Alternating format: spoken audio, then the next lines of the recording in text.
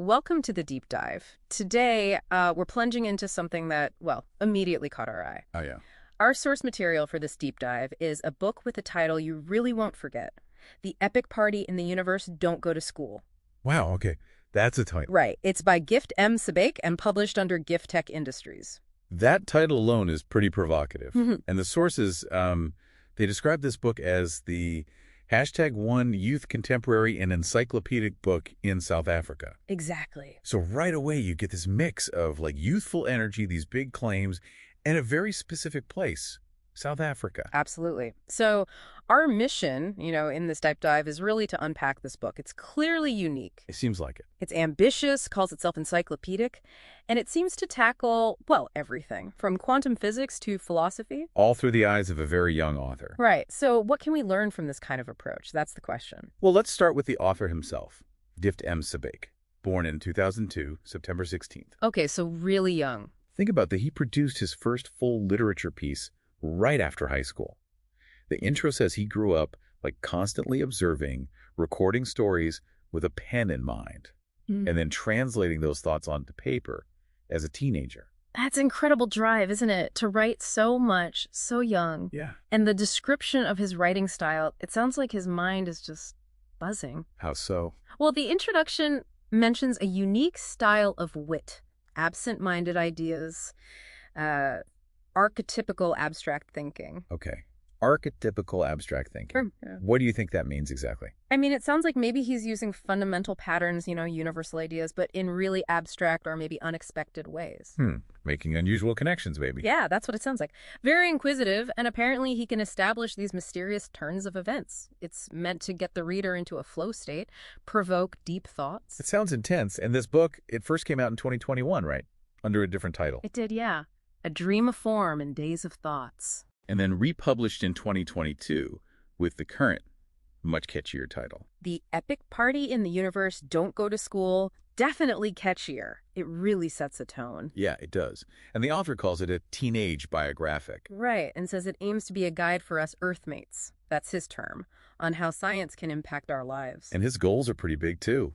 To satisfy imagination, groom your soul, offer a new mental experience. Lofty goals. He even asks the reader to treat the book personally, forgive its flaws compared to, established authors. So manage expectations a bit. Kind of. Approach it with imagination and understanding. He's basically saying, come into my world, it might be messy, but bring your curiosity. Which brings us right to that core metaphor in the title, doesn't it? The universe as a party. Yeah, the intro calls it the wildest party of all, especially when you look at science. And what's fascinating is how he frames this party. Go on. He says there's so much knowledge out there, obviously, but the real beauty, he thinks, is realizing how many questions you still have within the answers you find. Ah, okay. So it's not about just collecting facts. No, it's like knowledge opens doors to more mystery, more questions. That feels very true to actual scientific discovery, right? Yeah. And maybe like a good party, lots of energy, unexpected things happening. Always something new around the corner, yeah. So this book isn't just like laying out facts. It's an invitation to think about science and the world in a certain way. Exactly. It promises new ways of thinking, problem solving, using scientific thought experiments. And he warns you, apparently it'll bring both confusion and clarity. Right. A mix. And his own opinions are in there, too, about what he thinks is crucial for us to know. It's a very personalized tour. A very personalized tour guide, yeah.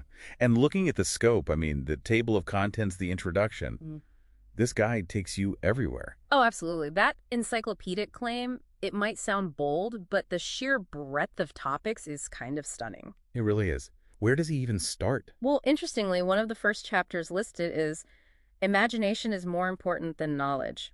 Ah, echoing Einstein, or at least that popular idea. Right.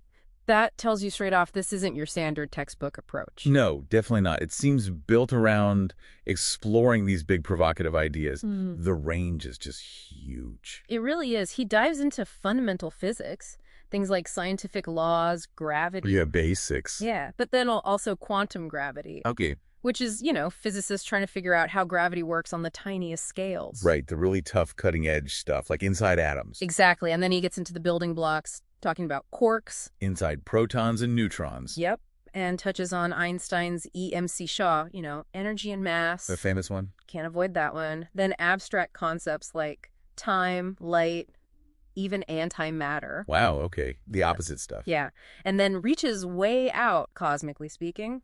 The cosmic microwave background? The echo of the Big Bang? Essentially, yeah. The leftover radiation. So from the fundamental forces to the universe's origins. It's a massive sweep. And it seems like he even touches on the Higgs particle, sometimes called the God particle. Ah, yeah, linked to why things have mass. Apparently there's a section titled, They Named a Particle After God. So he goes there. Okay. And then it seems like he just completely shifts gears from physics to astronomy. Totally. Talks about stars generally, but then gets specific. Mentions KIC 8462852. Oh, Tabby Star, the weird dimming one. That's the one. Baffled astronomers for a bit. And he brings in the Gaia satellite too. Which is mapping, like billions of stars. Incredible precision, yeah. So he's hopping from deep theory to specific observations, smallest scales to the biggest. And then back to Earth. Seems like it. Touches on the age of AI, climate change. There's a section called The Lady of Climate Change. Interesting phrasing. Okay. And beyond specific fields, what else? Abstract concepts again. Paradoxes, the uniformity of balanced forces. He talks about thought experiments, too. Right, the what-if scenarios scientists use. Yeah, and he even names one. The suburban thought experiment. The suburban thought experiment. That sounds oddly specific. And relatable, maybe. Maybe. And a big theme seems to be curiosity itself. How so? Well, titles like A Letter to Curiosity, A Walk with Holy Curiosity, it sounds like he sees curiosity as this really powerful, almost sacred force. Like it's the engine driving everything he's exploring. That's the feel I get. Yeah. And there's a strong, personal, philosophical thread running through it all. Like what? Sections titled The Connection to Life and Time, things that sound like internal monologues, Thought 001, Cometh to Think About It. There's even one called Argument with the Doctor. Ooh, that could be literal or maybe metaphorical, like arguing with established ideas. Could be either, right? Yeah. Wrestling with knowledge or authority. And then you see something like print. Hello, world. The programming command. Yeah, right there next to cosmic physics and personal reflection. It just shows a mind engaging with, like, everything, all these different disciplines. And it's anchored culturally, too, isn't it? You mentioned South Africa. Definitely. Clear mentions of South Africa and a section with a Sissoko title, Morena Baloka Sichaba Sagyu. Meaning, God bless our nation. Right, so it's not just abstract science floating in space, it's science and thought coming from a specific perspective, a specific place. It's that blend that sounds really striking. You know, detailed science concepts, quirks, Tabby's star right next to something really personal like the sad story. Exactly. It feels like he's saying, here are these amazing, complex things about the universe. And here's what it feels like to grapple with them. Yeah, that seems to be the core idea, taking what the intro calls a mess of complex concepts. And exploring them through deep observations through mathematics and philosophy. He's weaving it all together. The factual, the abstract, the math, the philosophy, the personal journey. Quite a tapestry. Okay, so let's bring it back to you, the listener. You're listening because you want to get informed, maybe quickly, you like different perspectives, you want those aha moments. Without maybe wading through dense textbooks all the time. Right, so how does a book like this, described this way, fit that need? Well, I think instead of a standard science overview, you're getting this incredibly fast-paced, very personal, highly imaginative tour across a huge landscape. It's not super deep in any one area, maybe? Probably not, given the breadth. But the connections he makes, the sheer range, that could be where those aha moments come from. Seeing how physics might link to a personal thought, or philosophy to astronomy. Exactly. And the style itself, inquisitive, abstract, connecting things you wouldn't normally connect, that's engaging in its own right. It avoids feeling like just a lecture. You're not just getting information. You're watching a mind actively wrestling with it, trying to make sense of this huge, complex world. That can be really stimulating, right? Yeah, it really can. So it offers a kind of shortcut. Not to mastering quantum physics overnight, obviously, No. but to being introduced to a massive array of modern scientific and philosophical ideas, all framed by this very fresh, distinct voice. You get to see the universe, as he frames it, this incredible party full of wonders and mysteries. And you're invited to look at it with his particular brand of curious, maybe unconventional thinking. So, wrapping up this deep dive into Gift M. Sebake's The Epic Party in the Universe, Don't Go to School, it's been quite a journey just exploring the description of it. It really has, from the author's unique perspective and huge ambitions. Through that incredible list of topics. quantum physics, distant stars, AI, climate change, personal philosophy. It's this wild blend, isn't it? Personal story, science seen through that personal lens, philosophical questions, cultural context. All tied together by this metaphor of the universe as an exciting, maybe chaotic party. Yeah, a party waiting to be explored with open eyes and, crucially, an imaginative mind.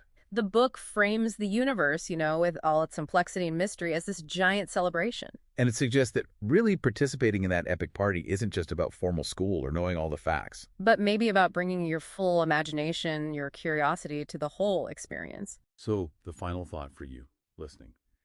What would it look like for you to approach learning, or just the world around you, with that same sense of wonder and invitation?